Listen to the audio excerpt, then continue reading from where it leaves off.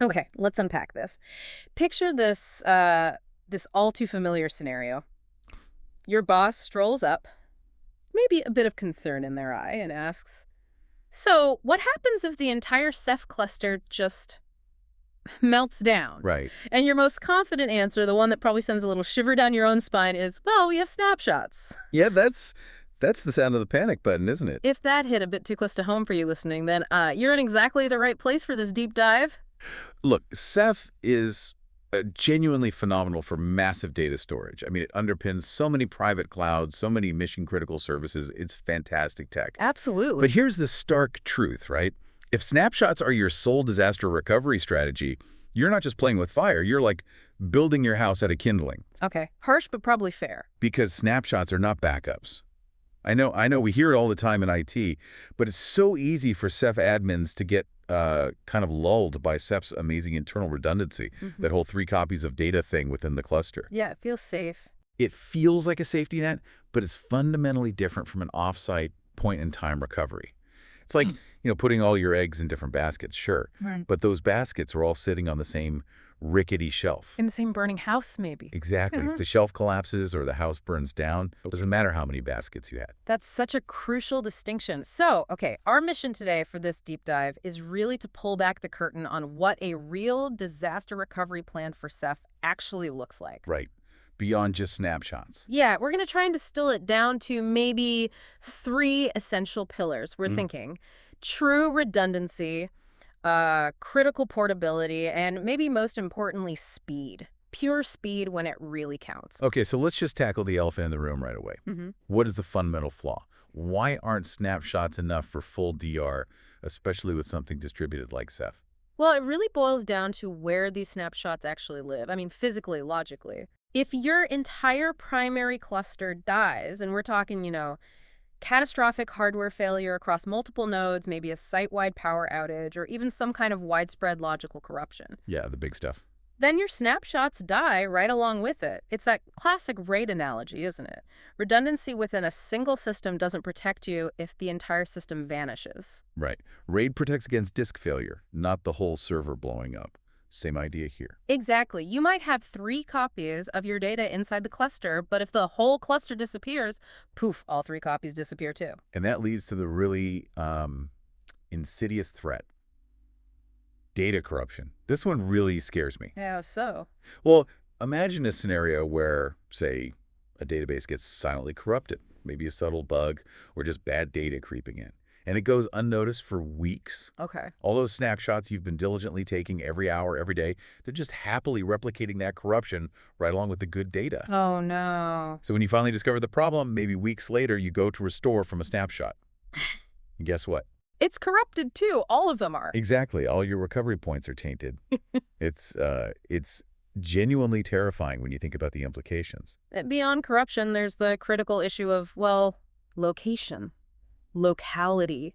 These snapshots are simply not off-site. Yeah, they're sitting right there with the primary data. So threats like a fire in the data center, or maybe a really nasty ransomware attack that gets deep into the system, or even just, a significant human error that wipes out a critical pool. The oops moment. Right. None of these things care that you have 5 layers of snapshots sitting prettily on your primary cluster. If the primary site is compromised, so are all those local snapshots. Game over. Now look, we're not saying snapshots are useless. Don't get us wrong. They absolutely have their place. Oh, for sure. They are excellent for very short-term rollback.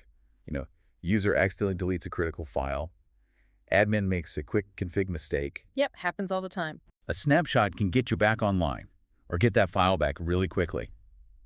Think of them as your instant undo button, but only within that live environment. Exactly. Super convenient for those little hiccups.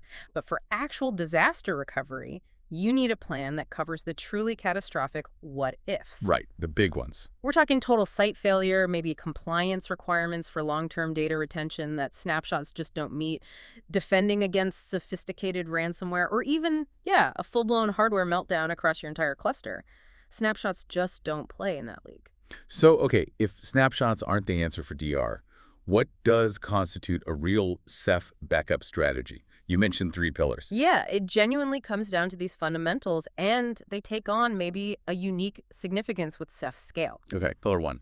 The first, and arguably the most foundational, has to be offsite copies.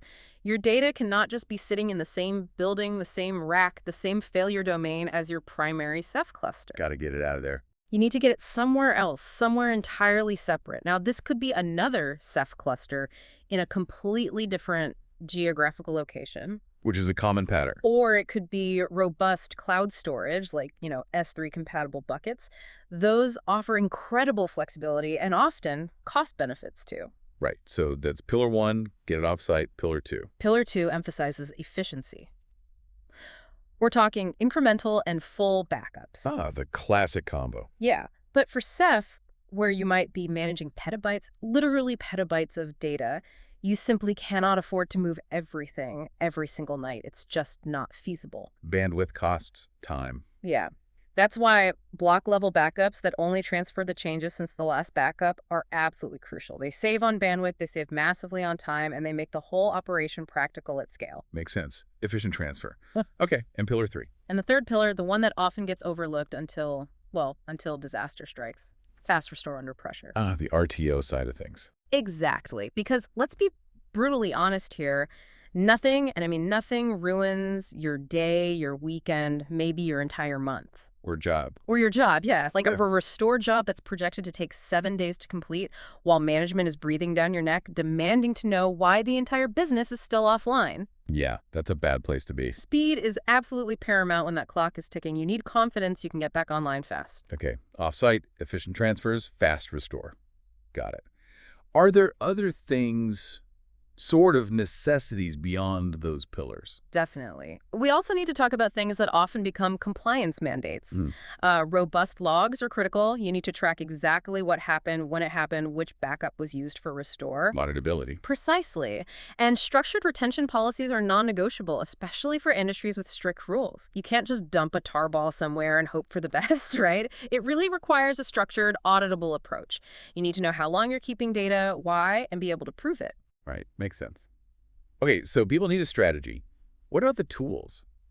When admins start searching for Ceph backup, what names usually pop up? Good question. A few names consistently rise to the top. One of the first you'll often see, almost like a default recommendation in some circles, is Bacula. Oh, yes, Bacula. Kind of like that trusty old pickup truck, it just keeps running.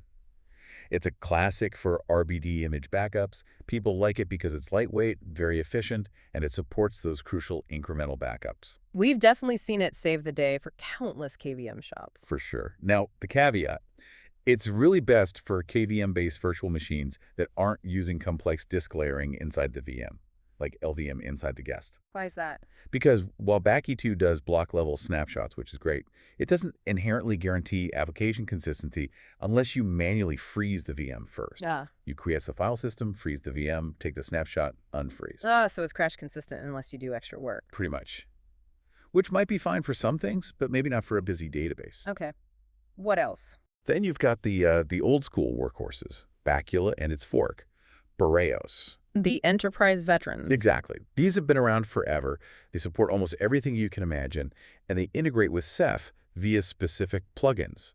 So you can schedule your fulls, your incrementals, set really granular retention policies. And send data pretty much anywhere, right? Tape, cloud, another data center? Yep. Tape, various cloud targets, disk, another site.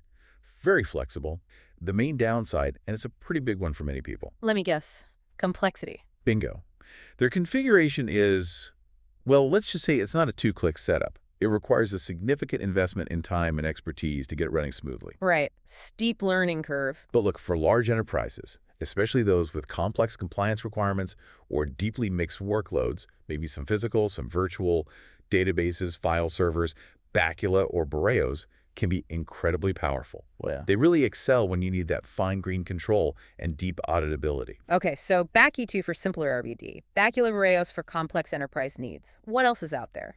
Another significant player, especially in certain ecosystems, is Trilio. Trilio Vault, yeah. Yes, specifically positions itself as a cloud-native backup solution. You see it a lot in OpenStack environments. mainly because it has really deep Ceph integration there. And its big selling point is? It can back up entire workloads, not just individual disks or VMs. So think like an entire multi-tier application stack within OpenStack. It understands those relationships. That's pretty powerful for complex apps. It is. The main consideration here, though, is that it's a commercial product. So you absolutely need to factor in licensing costs, which can be significant depending on your scale. Right. So if you're already deep in the OpenStack world, or you specifically need that workload level backup, Trilio is definitely worth investigating. For sure. It streamlines a lot of the complexity for those specific environments. Okay. And what about situations where Ceph is maybe just the storage backend for a hypervisor, like Proxmox or VMware? Yeah, that's a very common setup. If your Ceph cluster is primarily serving block storage, RBDs, to VMs running on hypervisors like Overt, Proxmox, or VMware. Then you can use the hypervisor's backup tools. Exactly. Tools like Veeam, which is huge in the VMware world, or Proxmox's own Proxmox Backup Server, PBS, become incredibly relevant. And the advantage there is? These tools operate at the hypervisor layer. That means they can usually snapshot and back up the VMs at an application-consistent level, often by coordinating with guest tools like QEMU Guest Agent or VMware tools. So they can quiesce the applications inside the VM before taking the snapshot. Correct. This is crucial because it helps avoid that crash-consistent mess we talked about with Bacula 2 sometimes. It ensures your applications, especially databases, are likely in a clean, usable state upon restore, not caught mid-transaction. That's a big deal for critical apps. Huge deal.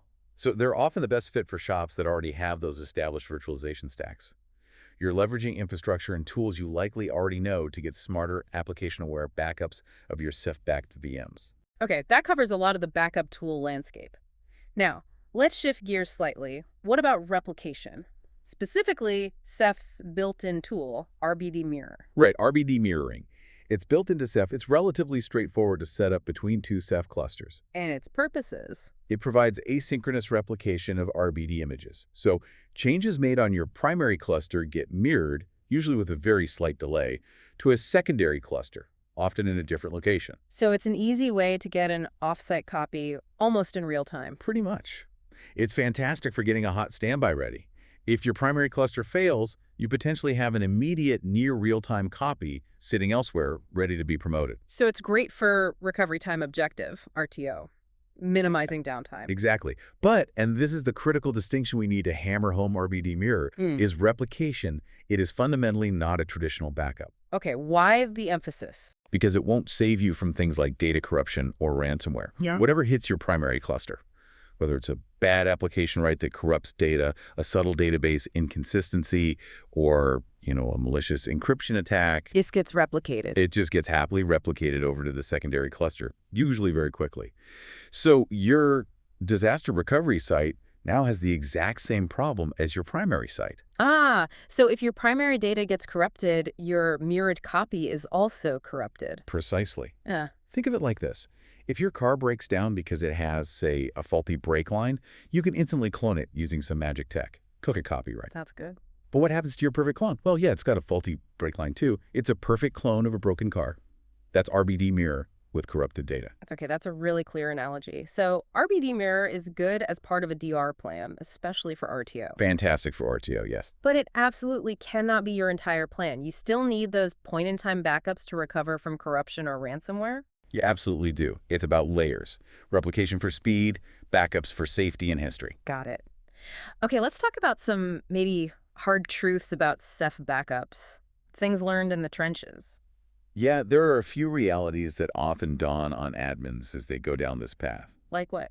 Well, one common realization is that often the most cost-effective Ceph backup solution is actually just another Ceph cluster. Backing up Ceph with Ceph? Sounds recursive, right? But think about it. You already have the expertise, maybe spare hardware, or you can build a smaller, cheaper cluster, maybe using spinning disks instead of all flash specifically for receiving backups, perhaps in a different location.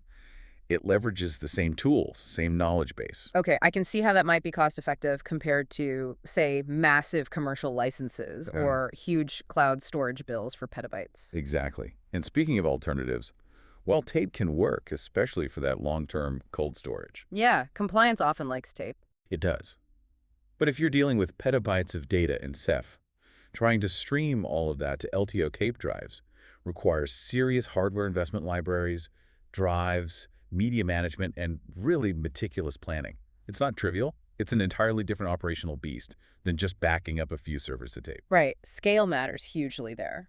What else? Here's a crucial reality check that often bites people, especially when planning offsite DR bandwidth matters way more than your raw disk speed for replication and restore. Ah, the network bottleneck. Precisely. You can have screaming fast NVMe drives in your primary cluster, amazing internal performance.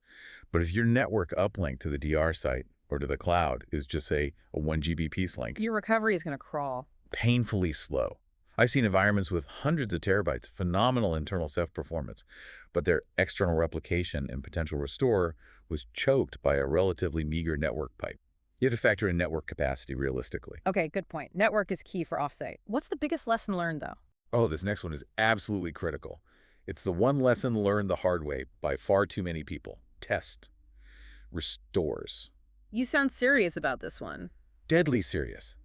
The first time you actually try to restore your critical data should never be during a real disaster when everything is on fire and the pressure is immense. Because it might not work. It might not work. It might take 10 times longer than you thought. You might discover you missed backing up a critical config file. The procedure might be wrong. Anything could happen. You need to know if it works, how long it actually takes, and what the real-world performance looks like before you desperately need it. So regular DR testing isn't just box ticking. It's non-negotiable. It's the only way to have real confidence in your plan. And thinking about management, what's their perspective usually? Look, from management's point of view, your boss probably doesn't care that much about the technical nuances, incremental versus full deduplication ratios, whether you use Bacula or Bacula. What do they care about? They care about one thing, maybe two, above all else. How fast can we get back online? That's your RTO. And maybe how much data did we lose? That's your RPO. But the RTO, the downtime, that's usually the metric that truly drives their priorities.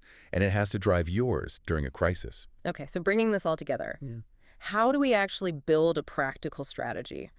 Let's give people a step-by-step framework for a Ceph DR plan that actually works. All right, let's lay it out.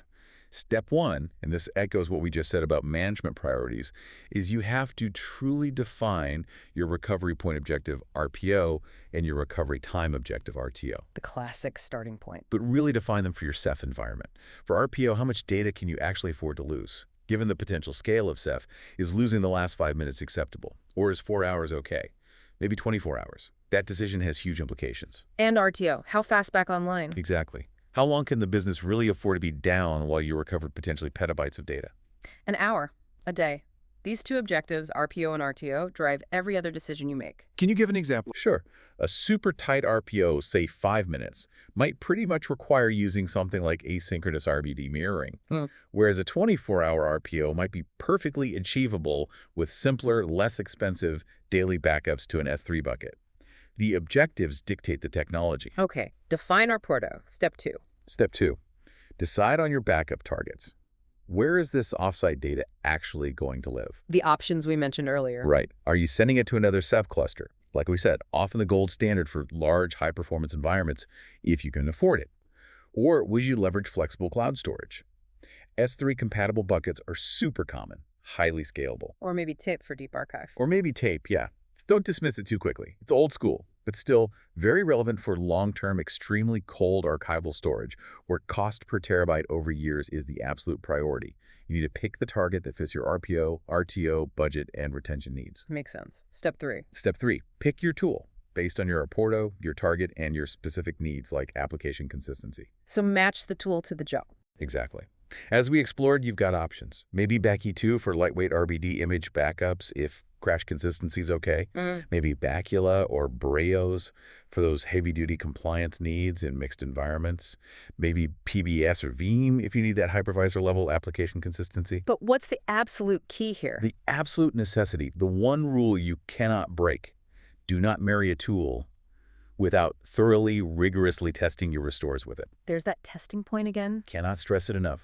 If you haven't done a full dry run simulating a real failure scenario, you simply do not know if that tool in your environment with your data actually works as expected. Your business depends on this test. Okay, test the chosen tool. Step 4. Step 4. Automate, audit, and retain. This is where human reliance needs to basically go out the window. Why? Because backups that depend on humans remembering to press buttons or run scripts manually are frankly doomed to fail eventually. People forget, people make mistakes, people go on vacation. Right, automate everything. Automate your backup schedules. Automate your log collection. Keep detailed logs of everything. What backed up, when did it succeed, any errors.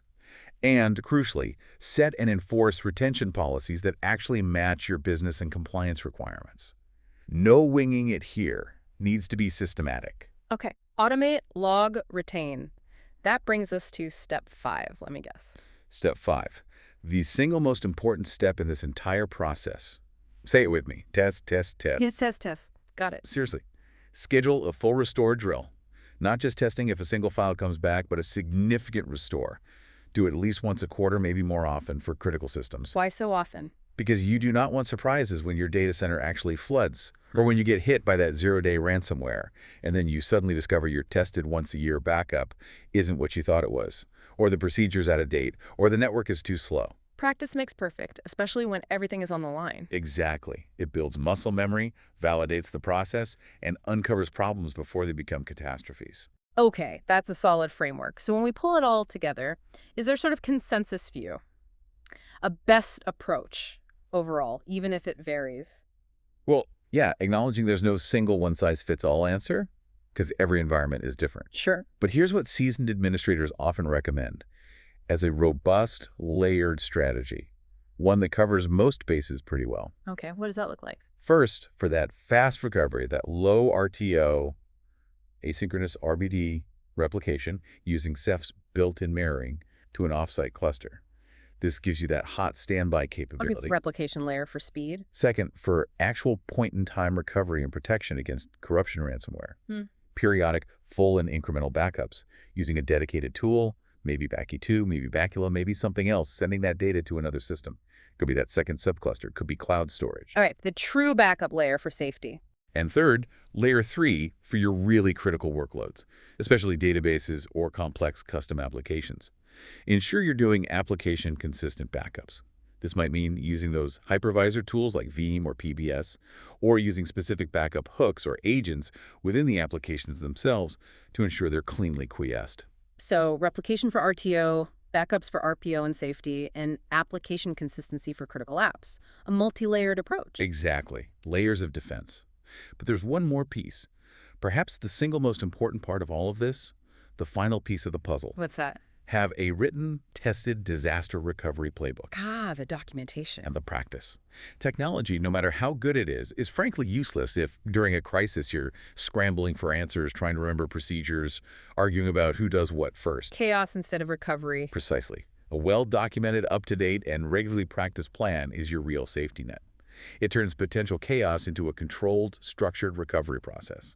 It's the difference between panic and procedure. That makes a lot of sense. Okay, let's wrap this up then. Ceph provides incredible flexibility, amazing scale, lets you build truly massive and resilient storage platforms. It really does. It's powerful stuff. But that resilience, especially against major disasters, it doesn't come free, and it certainly doesn't come automatically just by deploying Ceph. Absolutely not. And snapshots, they're a fantastic convenience feature for those quick, minor rollbacks. A great operational tool. But not a DR strategy. Definitely not a comprehensive safety net for disaster recovery. So the crucial elements for true security, for peace of mind, are pretty clear now, right? Yeah, I think so. You need truly offsite copies of your data, no question. You need regularly tested restores that actually validate your entire process end-to-end, and you need a comprehensive plan that accounts for catastrophic failure, like total site loss. It really is about those layers of protection. So maybe we leave you, the listener, with this final, perhaps slightly provocative thought to mull over. When the chips are really down, when that pager goes off at 3 a.m. with the worst possible news, are you betting your business, your data, your job on luck? Or are you betting it on a disaster recovery plan that you've actually put to the test that you know works? Something to think about, really think about.